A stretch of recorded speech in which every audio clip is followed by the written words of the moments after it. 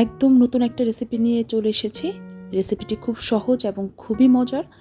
সবাইকে অনুরোধ করব রেসিপিটি পুরোটা দেখার জন্য। চলুন রেসিপিটি দেখে নেওয়া যাক।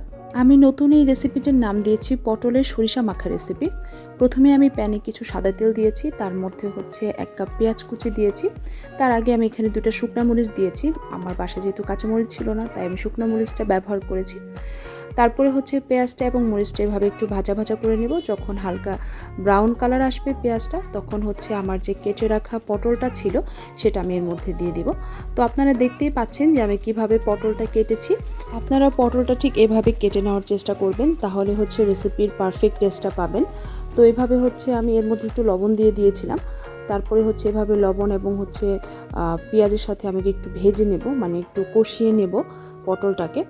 আমি ইদানিং রান্নার একটা নতুন টেকনিক শিখেছি, সেটা হচ্ছে সব ধরনের মশলা আমি একটা সিরামিকের বাটিতে নিয়ে পানি দিয়ে আগেই গুলিয়ে নিই, যাতে হচ্ছে এতে দেখা যায় মশলাটা পুড়ে যাওয়ার ভয়টা থাকে না।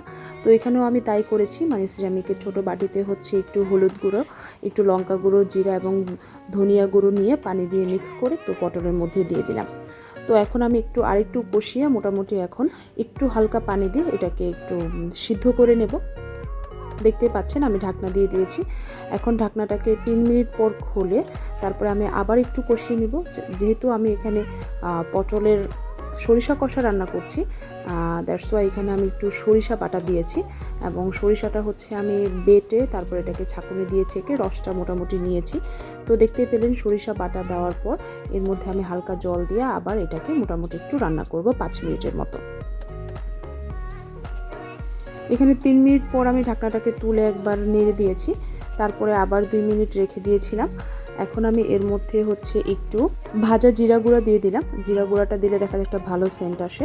তো এইভাবে আপনারা বাসায় হচ্ছে সরিষা পটলের কষাটা রান্না করতে পারেন এবং এটা দেখা যায় রুটির সাথেও খেতে পারবেন, গরম ভাতের সাথেও খেতে পারবেন এবং পোলাওর সাথেও দেখা যায় এই রান্নাটা খুবই দুর্দান্ত লাগে।